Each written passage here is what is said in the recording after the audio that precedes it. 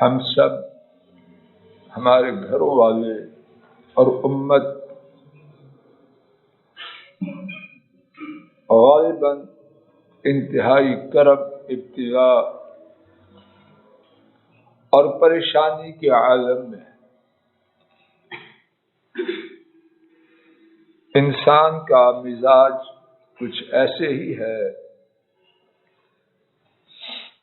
کہ مصیبت کے آنے پر یا مصیبت کے آنے کی توقع پر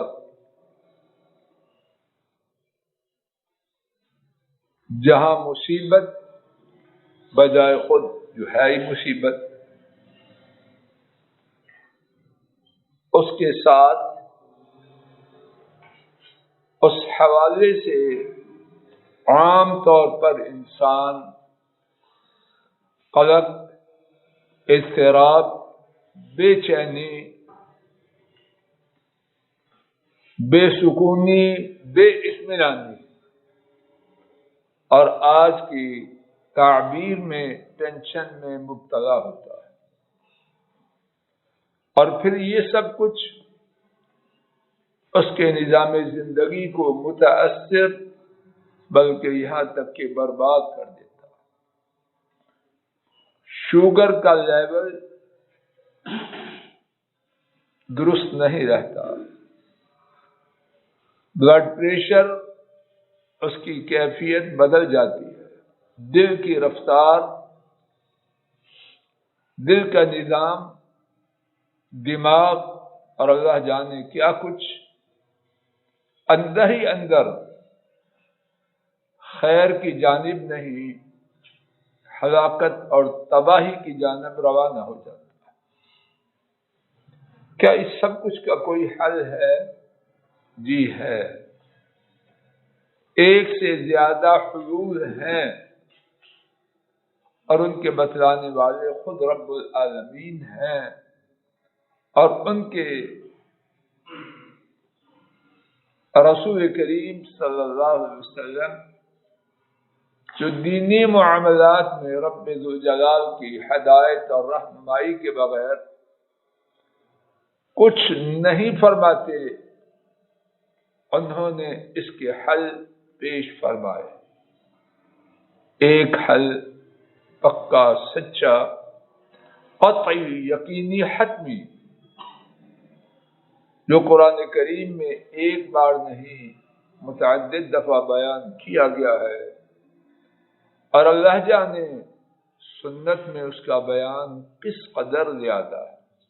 توجہ فرمائیے اور اللہ کی توفیق سے لے کے جائیے، اپنے پیاروں تک پہنچائیے، اور اللہ کرے کہ میں ٹھیک بات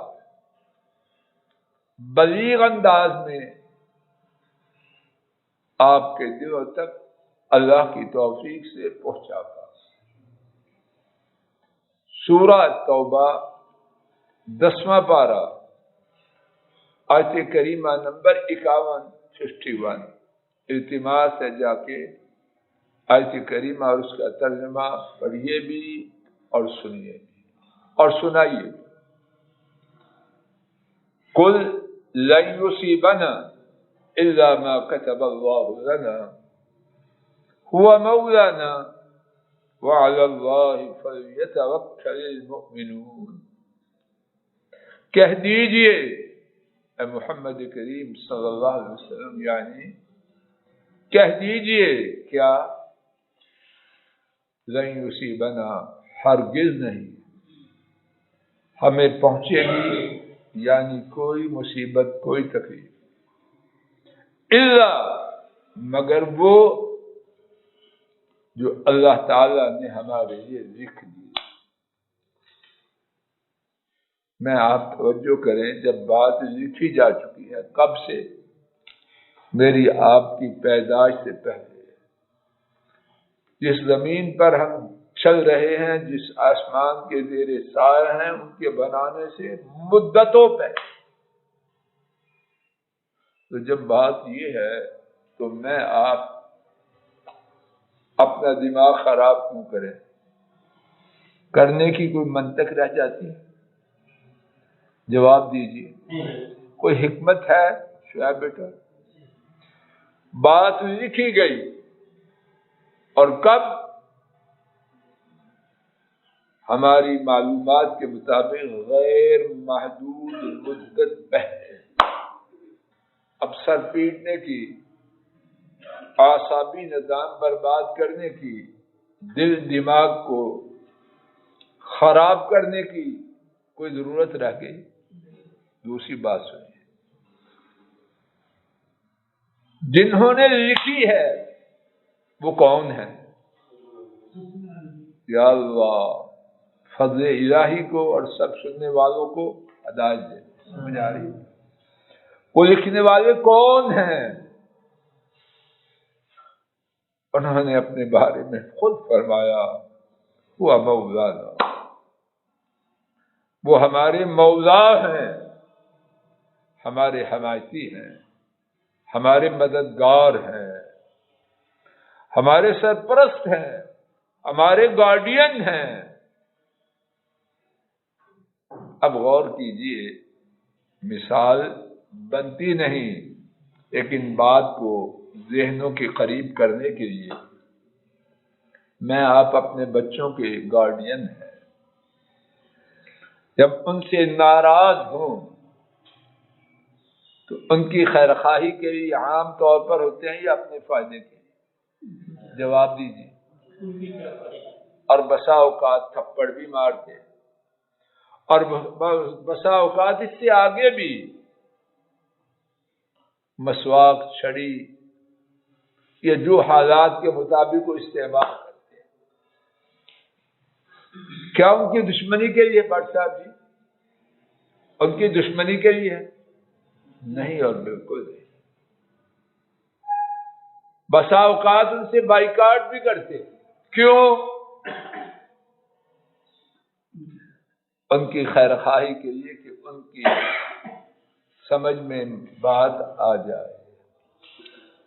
رب ذوالجلال گواہ ہے، ہم سب کی نہیں، پوری انسانیت کے باپ جب سے انسانیت بنی ہے اور جب تک رہے، ان سب کی خیر خواہی کو جمع کیا جائے، میرے مولا کی میرے ساتھ خیر خواہی اس سے کہی جائے۔ تو جب میں بحیثیت باپ، دادا، نانا اپنے پیاروں کے لیے طرز عمل اختیار کرتے ہوئے ان کی مصلحت کو سب سے زیادہ ترجیح دیتا ہوں، تو رب العالمین کیسے ہو؟ بات واضح ہو رہی ہے؟ ہوا مولانا۔ سوال یہ ہے سمجھنے کے لیے، اب جس مصیبت میں ہم چل رہے ہیں اس میں ہماری خیر خواہی کیا ہے؟ سمجھنے کے لیے سوال ہے، تنقید کے لیے۔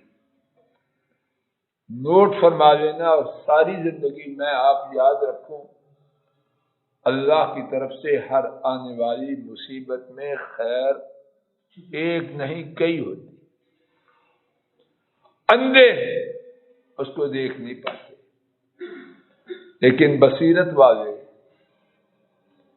صحیح دماغ والے، صحیح دل والے اس خیر کو سمجھتے اور اس کو پاتے۔ اب اس مصیبت میں جس میں ہم رات اور دن بے قرار چل رہے ہیں، کیا خیر ہے؟ کیا یہ خیر کم ہے کہ میں آپ یا بہت سے لوگ جو اس مصیبت سے فائدہ اٹھانے والے ہیں جہنم کی طرف سے تیزی سے جا رہے ہیں؟ اس مصیبت نے ان کو بریک لگائی، ہوش کر، تو ہے کیا؟ ہوش میں لانے کے لیے یہ بات مؤثر ہے یا غیر مؤثر ہے؟ ہاں، اگر کوئی فائدہ نہ اٹھانا چاہے اس کی اپنی مرضی۔ کتنے ماں باپ کے گستاخ، کتنے بیوی بچوں پہ ظلم و ستم کرنے والے، کتنے بہن بھائیوں کا حق کھانے والے، کیا اس مصیبت میں ان سب کے لیے نصیحت نہیں؟ رک جا، تو ایک وائرس جس کی جان بھی نہیں، جو نظر بھی نہیں آتی، اس کا مقابلہ نہیں کر سکتا، اللہ کے باقی ماندہ عذابوں کا کیسے مقابلہ؟ خیر کے پہلو ہے کہ نہیں؟ جو مصیبت میرے اور آپ کے لیے جہنم سے بچنے کا سبب بن جائے، جنت میں لے جائے، وہ مصیبت خیر سے میرے اور آپ کے لیے بریز ہے یا خالی؟ ایک اور پہلو، اور یہ پہلو بیان کرنے شروع کر دیں، شام ہو جائے وہ بات ختم نہ ہو، اشارہ کرتا ہے میں آپ آئی ہوئی مصیبت پر صبر کریں، اللہ کی رضا پہ راضی، اور اس کا یہ معنی نہیں کہ علاج نہ کریں، شرعی طبی تدابیر یہ بالکل معنی نہیں، لیکن دل میں اور زبان میں یہ عقیدہ اور بیان رکھیں میرے اللہ نے جو کیا میں اس پر راضی ہوں۔ تو کیا ملے گا؟ اس سے اللہ راضی ہو جائے۔ اگر کوئی چیز اتنی بڑی مصیبت مجھ اور آپ پر میرے اللہ کو راضی کر دے تو سودا اچھا ہے یا برا ہے؟ اور اس کے علاوہ کتنے پہلے؟ اب کرنا کیا ہے؟ وَعَلَى اللَّهِ فَلْيَتَوَكَّلِ الْمُؤْمِنُونَ، جب ہر آنے والی مصیبت اللہ کی جانب سے ہے اور وہ اللہ ہمارے مولا ہیں تو ہم کیا کریں؟ ایمان والوں کو چاہیے کہ انہی پر بھروسہ کریں۔ کیا میں آپ کرتے ہیں؟ اور یہ بات دو ٹوک ہے، بھروسے کا مقصد زمینی شرعی تدابیر کو چھوڑنا نہیں، علاج کا کروانا، محنت کرنا، جدوجہد، یہ ساری چیزیں لازمی ہیں، لیکن بھروسہ کس ذات پہ؟ اور اللہ پر جب بھروسہ ہو تو پھر کوئی ان کی نافرمانی کرے گا؟ مجھے آپ کو جس سے امید ہوتی ہے کہ کل کلا میرے کام آئے گا، اس کے احترام میں کمی کرتے ہیں،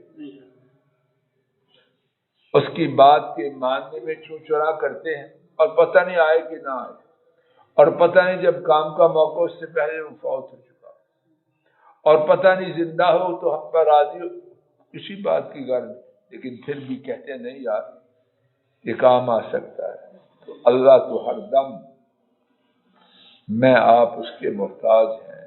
بات کا خلاصہ، ہر آنے والی مصیبت میرے اللہ کے حکم سے ہے، اور میرے اللہ میرے اور آپ کے مولا ہیں۔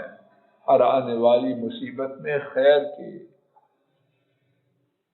بہت ہی پہلو ہیں، میں آپ ان پر اپنی نگاہیں جمائیں، انہی پر بھروسہ کریں، انہی سے دوستی استوار کریں، اور وہ دوستی ان کی تابعداری سے ہے، ان کی نافرمانی سے بچنے سے ہے۔